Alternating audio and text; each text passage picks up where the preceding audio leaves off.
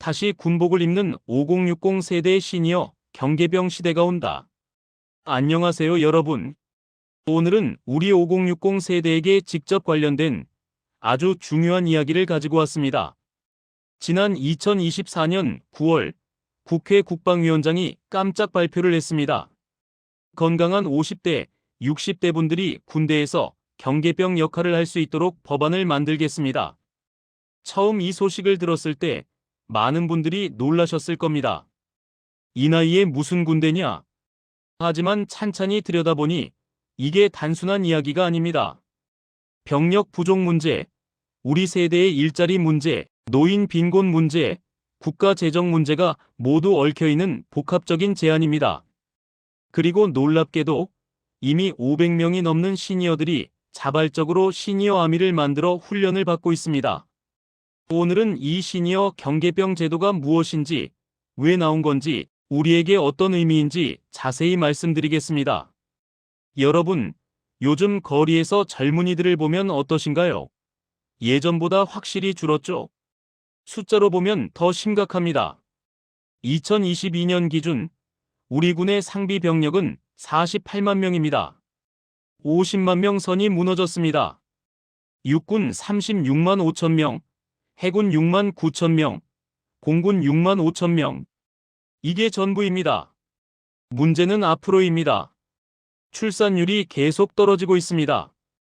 2024년 출산율이 0.6명대로 내려갔습니다. 여성 1명이 평생 아이를 1명도 안 낳는다는 뜻입니다. 20년 후에는 20대 남성이 지금의 절반으로 줄어듭니다. 군대 갈 사람이 없어지는 겁니다. 북한은 여전히 위협적이다. 그런데 북한은 어떻습니까? 북한군은 여전히 120만 명입니다. 우리의 2.5배입니다. 휴전선은 여전히 긴장 상태입니다. 경계를 늦출 수 없습니다. 특히 최전방 부대에는 항상 병력이 필요합니다. 지금도 11만 명이 최전방에서 경계를 서고 있습니다. GOP1 반전초에는 24시간 누군가가 망을 봐야 합니다. 철책을 점검하고 침입자를 감시하고 이상 징후를 보고해야 합니다. 이런 일은 사람이 직접 해야 합니다. 아무리 기술이 발전해도 CCTV만으로는 부족합니다. 군대의 고민. 국방부는 고민에 빠졌습니다. 병력은 줄어드는데 해야 할 일은 그대로입니다. 방법은 세 가지밖에 없습니다. 첫째, 복무 기간을 늘린다. 하지만 이미 18개월입니다. 더 늘리면 젊은이들이 반발할 겁니다. 둘째, 여성도 군대에 보낸다. 하지만 이것도 쉽지 않습니다. 사회적 합의가 필요합니다. 셋째, 외국인을 뽑거나 민간인을 활용한다. 세 번째 방법이 현실적입니다. 외국 사례를 보니 미국, 영국, 프랑스 같은 나라들은 이미 오래전부터 민간인을 활용하고 있습니다. 주한미군을 보세요. 경계, 급식, 청소, 시설 관리 등은 한국인 민간인이 합니다. 미군 병사들은 오직 전투 훈련에만 집중합니다. 이게 효율적입니다. 전문가는 전문가답게 쓰고 단순 업무는 민간에 맡기는 겁니다. 우리 군도 이제 이 방향으로 가야 한다는 목소리가 커지고 있습니다. 성일종 국방위원장의 제안. 2024년 9월 25일 국민의힘 성일종 국회 국방위원장이 한국국방연구원 포럼에서 폭탄 발언을 했습니다. 젊은 병사가 없습니다. 50대, 60대가 돼도 건강합니다. 이분들이 군에 가서 경계병을 서도 된다고 생각합니다. 병장 월급이 내년부터 200만 원이 넘습니다. 이분들께 이 정도 보수를 드리면 일자리도 되고 병력 문제도 해결됩니다. 2개의 법안을 준비 중입니다. 이 발언이 나가자 언론이 난리가 났습니다. 5060 재입대 논란, 이 나이에 무슨 군대냐는 제목이 쏟아졌습니다. 오해와 해명. 성 위원장은 다음날 급히 해명했습니다. 재입대가 아닙니다. 민간인 신분으로 아웃소싱 형태입니다. 군에 다시 입대해서 병사 생활을 하라는 게 아닙니다. 민간인으로 일정 급여를 받고 경계 업무만 하는 겁니다.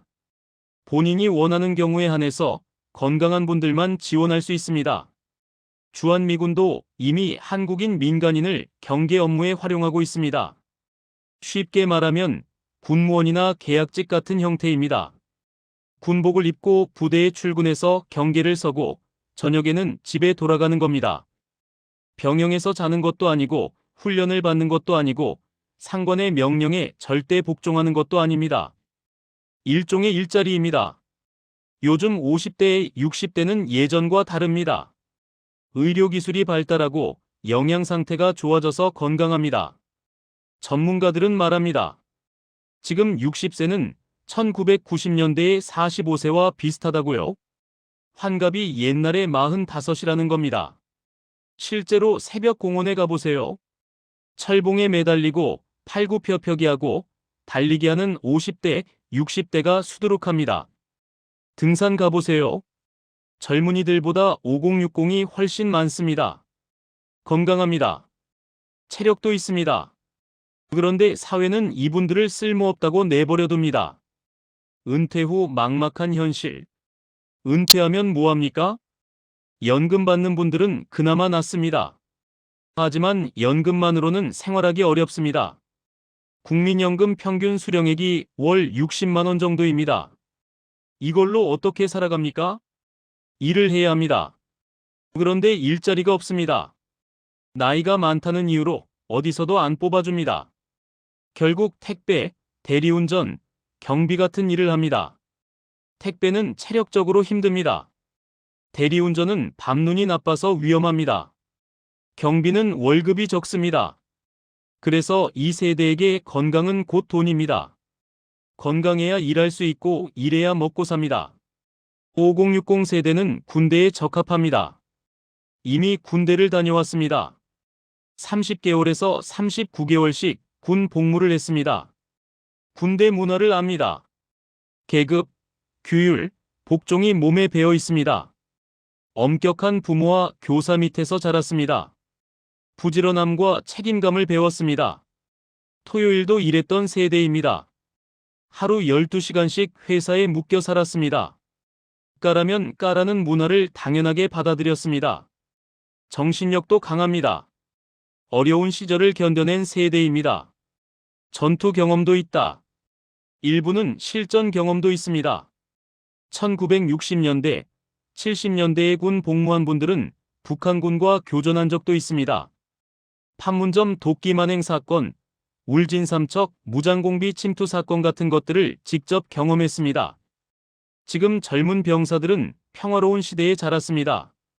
실전을 모릅니다. CCTV 보면서 경계 서고 행정 업무에 시달립니다. 반면 5060 세대는 진짜 적과 맞서본 세대입니다. 예비 전력으로서 가치가 있습니다. 이분들을 활용하면 경제적 효과가 큽니다. 첫째, 인구 소멸 지역에 활력이 생깁니다. 경계 업무는 주로 최전방, 지방 부대에 필요합니다. 강원도, 경상도 산골짜기 부대들이죠. 그곳에 5060 세대가 배치되면 그 지역에 돈이 돕니다. 소비가 일어나고 지역 경제가 살아납니다. 둘째, 노인 복지 예산이 줄어듭니다. 일자리가 생기면 기초생활수급자, 노인 복지 대상자가 줄어듭니다. 정부 예산이 절감됩니다. 셋째, 연금 고갈 문제가 완화됩니다. 국민연금이 2055년쯤 바닥날 것이라는 전망이 있습니다. 5060 세대가 일해서 돈을 벌면 연금에 덜 의존하게 됩니다. 젊은 세대의 부담도 줄어듭니다. 무엇보다 이분들에게 자부심을 줍니다. 나도 아직 쓸모 있구나. 나라를 지키는데 기여하는구나 하는 보람을 느낄 수 있습니다. 은퇴 후 무기력하게 사는 게 아니라 당당하게 일하는 겁니다. 청춘을 바쳐 나라를 지켰던 그 시절로 다시 돌아가는 겁니다. 이게 얼마나 의미 있는 일입니까? 놀라운 사실이 있습니다. 국회의원이 제안하기도 전에 이미 시니어들이 자발적으로 움직였습니다. 시니어암이라는 단체가 만들어졌습니다. 2023년 설립됐습니다. 현재 회원이 2,000명이 넘습니다. 대부분 60대 이상입니다. 70대, 80대도 있습니다. 이분들은 뭐하는 분들일까요? 군대에 다시 가고 싶어서 모인 겁니다. 나라가 부르면 우리는 헌신한다. 시니어 아미 홈페이지에 들어가 보면 이런 문구가 있습니다. 나라가 부르면 우리는 헌신한다. 그리고 설립 취지문에 국가의 비용을 기대지 않고 자조할 것입니다. 국가안보에는 보수도 진보도 없습니다. 남녀노소의 구분도 있을 수 없습니다. 나라를 위해 다시 한번 헌신할 각오가 돼 있는 시니어라면 누구든 우리의 동지입니다. 시니어 아미는 그렇게 새로운 시니어 문화를 만들고 확산시켜 나갈 것입니다. 우크라이나를 침공한 러시아는 인구 1억 5천만인데 예비군 30만 명을 동원하지 못했습니다. 하지만 인구 900만의 이스라엘은 예비군 동원령을 내리자 지원자들이 줄을 이었습니다. 우리 시니어들은 국가와 민족에 대한 책임감이 있는 세대입니다. 국가가 부르면 이스라엘의 애국 행렬을 능가할 겁니다. 실제로 훈련을 받았다. 시니어 아미는 말만 한 게 아닙니다. 실제로 훈련을 받았습니다. 국방부에 2박 3일 동원 훈련과 실탄 사격을 요청했습니다. 국방부는 거절했습니다. 하지만 1일 체험 훈련은 허가했습니다. 2023년 20여 명이 군부대에서 훈련을 받았습니다. 군복과 군화, 디지털 소총을 지급받았습니다. 레이저 센서가 장착된 장비를 착용하고 시가지 전투를 체험했습니다. 훈련 후 반응이 어땠을까요? 다시 청춘으로 돌아간 기분이다. 뒹굴어도 재미있었다. 젊은 예비군들은 덜렁덜렁 다니는데 시니어 아미는 훨씬 규율 있게 움직인다는 칭찬을 받았다. 몸져 놓은 사람 한 명도 없었습니다. 시니어 아미는 국가에 부담을 주지 않습니다. 참가비 2만 원을 자비로 냅니다. 상해보험도 스스로 가입합니다. 무기와 훈련 시설은 제공받지만 나머지는 자기 돈입니다. 10만 양병을 목표로 하고 있습니다. 남성만 아니다. 남성만 있는 게 아닙니다. 여성도 10여 명 있습니다. 군 미필자도 환영합니다. 누구나 회원으로 가입할 수 있습니다. 우리는 노인이 아닙니다. 신체적으로도 정신적으로도 약하지 않습니다. 이게 이분들의 자부심입니다. 물론 반대 의견도 있습니다. 나이 든 사람이 무슨 경계를 서냐? 젊은 장교나 부사관이 나이 많은 경계병을 어떻게 지휘하냐? 간부가 지시하면 내가 너보다 인생 경험 많다며 말을 안 들으면 어쩌냐? 경계 중에 술 마시거나 조는 거 아니냐? 이런 우려가 있습니다. 하지만 이건 제도 설계를 어떻게 하느냐의 문제입니다. 역할과 권한을 명확히 하고 규칙을 만들고 고용 방식에 유연성을 주면 됩니다. 문제를 일으키면 해고하면 됩니다. 민간인이니까요. 5060 세대가 맡을 업무는 명확합니다. 경계 업무입니다. 부대 철책 순찰, 초소 망보기, CCTV 모니터링, 출입자 확인 같은 일입니다. 전투가 아닙니다. 총을 메고 적진에 돌격하는 게 아닙니다. 중장비를 다루는 것도 아닙니다. 그냥 부대 시설을 지키고 이상이 있으면 보고하는 겁니다. 근무 형태는 민간인 신분입니다. 계약직입니다. 출퇴근 형태입니다. 아침에 부대에 출근해서 8시간 일하고 저녁에 집에 갑니다. 병영에서 자는 게 아닙니다. 주말에는 쉽니다.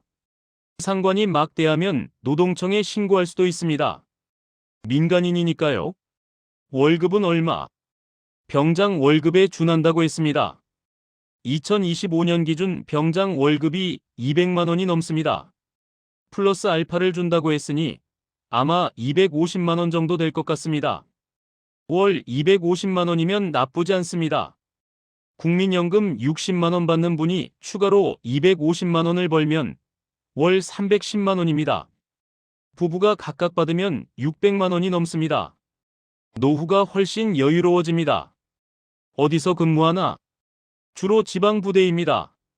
최전방 GOP는 위험할 수 있으니 후방의 부대나 군 시설일 가능성이 큽니다. 강원도, 경북, 경기도 외곽 지역의 부대들입니다. 도시에 사시는 분들은 지원하기 어려울 수 있습니다. 하지만 지방에 사시는 분들에게는 좋은 기회입니다. 나이 제한은 아직 구체적으로 정해지지 않았습니다. 50대부터 가능할 것 같습니다. 상한선은 아마 70세 정도가 아닐까 추측됩니다. 건강검사를 통과해야 할 겁니다.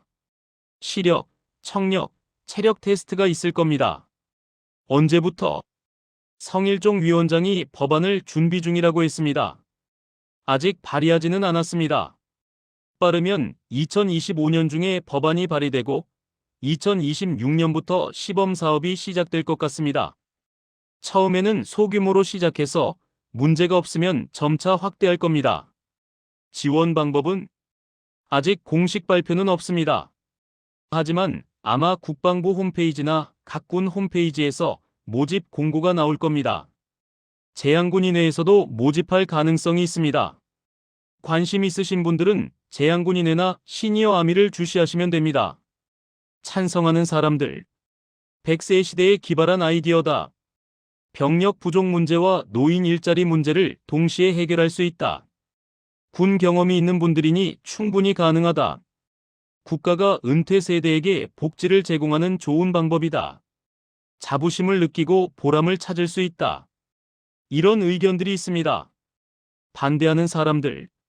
그 나이에 무슨 총이냐? 나이를 앞세워 꼰대짓 하면 어쩌냐? 경계 중에 조는 거 아니냐?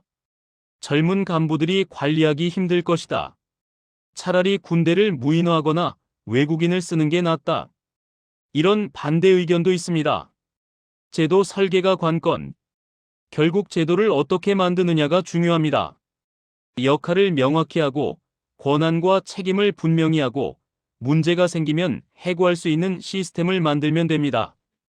외국 사례를 참고하면 됩니다. 미국, 영국, 프랑스 모두 민간 군사기업 PMC를 활용합니다. 우리도 할 수 있습니다. 세계 최초의 실험. 사실 이런 제도는 세계 어디에도 없습니다. 50대, 60대를 대규모로 군 경계 업무에 투입하는 건 우리가 최초입니다. 성공하면 모델이 됩니다. 저출산 문제를 겪는 다른 나라들이 따라할 겁니다. 실패하면 그냥 중단하면 됩니다. 시범 사업이니까요. 하지만 이게 병력 문제의 근본 해결책은 아닙니다. 근본 해결책은 출산율을 높이는 겁니다. 아이를 낳아야 20년 후에 군인이 됩니다. 또는 군대를 첨단화, 무인화하는 겁니다. 사람 대신 드론과 로봇이 경계를 서는 겁니다. 5060 경계병은 임시방편입니다. 10년, 20년 버틸 수 있는 방법일 뿐입니다. 하지만 지금 당장 필요한 임시방편입니다. 결국 우리가 선택할 문제입니다. 나라가 부르면 나서겠다는 분들이 계십니다. 시니어 아미처럼요. 나는 싫다는 분들도 계십니다. 그것도 존중받아야 합니다. 강제가 아니라 자발적 선택입니다. 원하는 분들만 지원하면 됩니다. 여러분, 오늘 시니어 경계병 제도에 대해 말씀드렸습니다. 찬성하시는 분도 반대하시는 분도 계실 겁니다. 저는 이렇게 생각합니다. 우리 5060 세대는 나라를 위해 많은 것을 희생했습니다. 젊은 시절 군대에 가서 청춘을 바쳤고 회사에서 죽어라 일해서 한강의 기적을 이뤘습니다. 그런데 은퇴하니 사회가 외면합니다. 이제 쓸모없다고 합니다. 그게 억울하지 않습니까? 우리는 아직 건강합니다. 일할 수 있습니다. 나라에 기여할 수 있습니다. 나라가 그 기회를 준다면 나쁘지 않다고 생각합니다. 물론 강제로 끌려가는 건 절대 안 됩니다. 하지만 원하는 사람에게 기회를 주는 것, 그것은 좋은 일입니다. 월 250만 원을 받으면서 나라를 지킨다는 자부심을 느끼고 규칙적인 생활을 하고 동료들과 교류하는 것, 나쁘지 않습니다. 나이가 들었다고 포기하지 마십시오. 우리는 아직 청춘입니다. 장롱 속에 군복이 있으신 분들 한번 꺼내보세요. 아직 입을 수 있습니다. 나라가 부르면 우리는 다시 헌신할 수 있습니다. 오늘 준비한 이야기는 여기까지입니다. 끝까지 들어주셔서 감사합니다. 다음에 더 좋은 이야기로 찾아뵙겠습니다.